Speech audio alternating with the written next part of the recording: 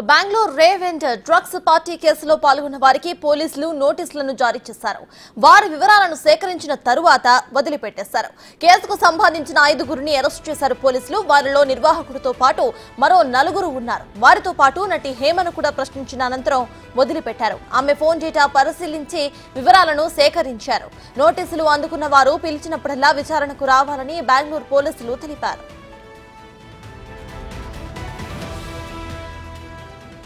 మరోవైపు డ్రగ్స్ సరఫరా చేసిన వ్యక్తులపైన పోలీసులు ఫోకస్ పెట్టారు. వారి వివరాలను సేకరిస్తున్నారు. రేవ్ పార్టీ నిర్వహణతో పాటు అందులో పాల్గొన్న వారి డేటాను వెలికితీస్తున్నారు. పార్టీలో పలువురు మోడల్స్, సాఫ్ట్వేర్ ఉద్యోగులతో పాటు వ్యాపారవేత్తలు, సినీ ప్రముఖులు కూడా ఉన్నట్లు పోలీసులు చెబుతున్నారు.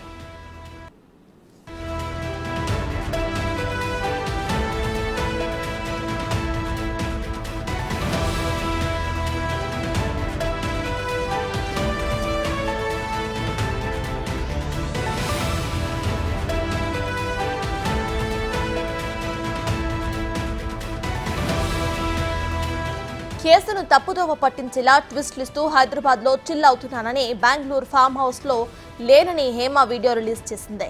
ఈ పార్టీకి తనకి ఎటువంటి సంబంధం లేదంటూ ఆమె ఒక వీడియోను విడుదల చేశారు. అయితే ఆమె వీడియో విడుదల చేసిన కొద్దిసేపటికే అదే డ్రెస్ లో ఉన్న ఆమె ఫోటో ఒకదాన్ని బెంగళూరు పోలీసులు రిలీజ్ చేశారు. ఆమెను అదుపులోకి తీసుకున్నామని పేర్కొన్నారు. అంతేకాదు హేమ విడుదల చేసిన వీడియో కూడా బెంగళూరు ఫామ్ హౌస్ లో షూట్ చేసిందేనని పోలీసులు తేల్చారు.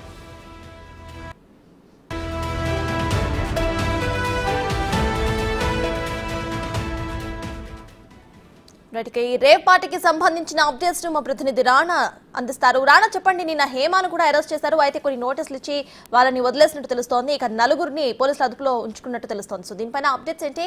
ఇక డ్రగ్స్ ఎవరు సరఫరా చేశారు అనే దానిపై కూపీలాగే ప్రయత్నం కూడా చేస్తున్నారా పోలీసులు?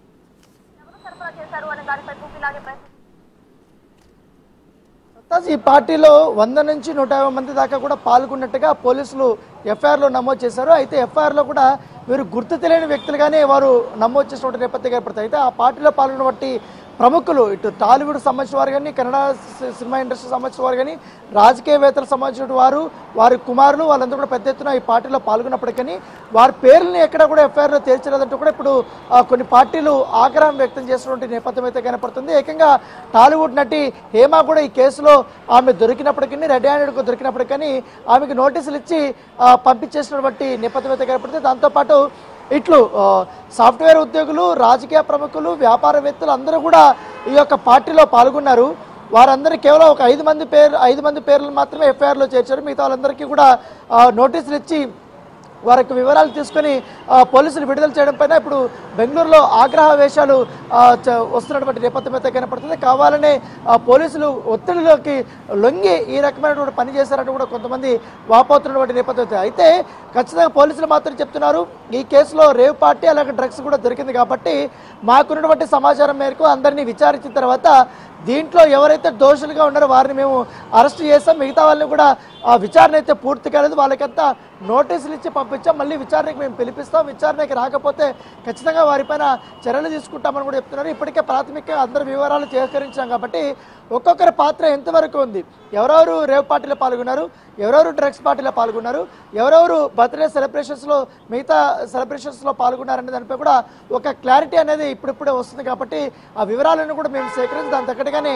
అనుమానితులుగా ఉన్నటువంటి వారి యొక్క మొబైల్స్ ఫోన్స్ కూడా మేము సీజ్ చేసాం. ఫోన్స్ సీజ్ చేసిన తర్వాత వారిని మేము వదిలిపెట్టామంటూ కూడా పోలీసులు చెప్తున్న నేపథ్యంలో కొంతమంది శాంపిల్స్ కూడా మేము తీసుకున్నాం. కాబట్టి ఆ రిపోర్ట్స్ అనేది ఇంకా రాలేదు. ఆ రిపోర్ట్స్ వచ్చిన తర్వాత వీరిపైన మేము చర్యలు తీసుకుంటామని కూడా వారు చెప్తున్నారు. అయితే ఈ కొకైన్ కానీ, MDMA కానీ ఇతర పిల్స్ కూడా దొరికినటువంటి నేపథ్యంలో ఆ పిల్స్ ఎవరు తీసుకొచ్చారన్న దానిపై కూడా వాసుని అడిగారు. వాసు వచ్చి ఈ పార్టీని ఆర్గనైజ్ చేసిన వ్యక్తి. ఆ రోజు బర్త్డే కూడా ఆయనది. బర్త్డే మొత్తం వ్యవహారాలను కూడా చూసుకున్నది కూడా ఆ వాసునే కాబట్టి ఆయన ప్రధాన నిందితుడిగా పోలీసులు చేర్చినట్టుగా మనకు ఆ సమాచారం ఉంది. అయితే నిన్నటి నుంచి కూడా అనేక మంది పేర్లు బయటకు వచ్చాయి. టాలీవుడ్ సంబంధించిన వారి పేర్లు బయటకు వచ్చాయి, రాజకీయ సంబంధించినటువంటి వారు కూడా పేర్లు బయటకు వచ్చాయి. కానీ వారి పేర్లు ఎక్కడ కూడా ఎఫ్ఐఆర్లు అయితే లేవు. కొంతమంది అయితే తాము ఆ పార్టీకి పోలేదంటూ కూడా వారు వివరణ కూడా ఇచ్చుకున్నటువంటి నేపథ్యం. వారు ఏకంగా ఒక వీడియోలు కూడా వాళ్ళు రిలీజ్ చేశారు. ఒక హేమ మాత్రం నిన్న చేసినటువంటి ఆ తుంటరి పనికి కాస్త గందరగోళమైనటువంటి వాతావరణం వచ్చింది. దానిపైన పోలీసులు కూడా ఆగ్రహం వ్యక్తం చేశారు. ఆ సిచ్యువేషన్ తర్వాత వెంటనే హేమ దగ్గర ఉన్నటువంటి ఫోన్ కూడా తీసేసుకున్నారు, సీజ్ చేసుకున్నారు. ఆమె డేటా అంతా కూడా వారు పరిశీలించిన నేపథ్యం రాత్రి సుదీర్ఘంగా విచారించడంతో ఆమెని వదిలేసినట్టుగా మనకు సమాచారంతో ఆమె హైదరాబాద్కి చేరుకోనున్నట్టుగా మనకు తెలుస్తుంది. సో అనేక కీలక పరిణామాలు జరుగుతున్నాయి. ఈ కేసును అంత ఈజీగా వదిలకూడదనేసి కూడా ఇటు నార్కోటిక్ డిపార్ట్మెంట్ కూడా భావిస్తుంది. ఇప్పటికే NDPS యాక్ట్ కింద కొంతమంది పైన కూడా కేసులు నమోదైనటువంటి నేపథ్యంలో వారికి ఆల్రెడీ శిక్ష పడుతుంది. కాకపోతే డ్రగ్స్ తీసుకొచ్చిన వ్యక్తుల యొక్క వివరాలను కూడా ఇప్పటికే పోలీసులు సేకరిస్తున్నారు.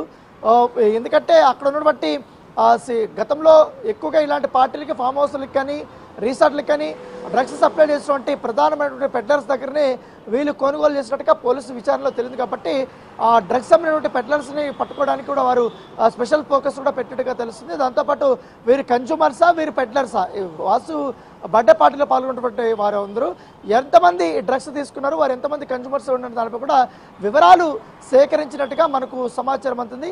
సో అనేక కీలక మలుపులు తిరుగుతున్న నేపథ్యంలో దానికి తగ్గట్టుగా ఇప్పుడు వీళ్ళందరినీ నోటీసులు ఇచ్చి వదిలేయడం, కేవలం 5 మందిని అరెస్టు చూపించడం పట్ల రాజకీయ దుమారం అనేది అక్కడ చెలరేగుతున్నటువంటి సిచ్యువేషన్ అయితే కనపడుతుంది. Sartaj. Right, thank you Rana.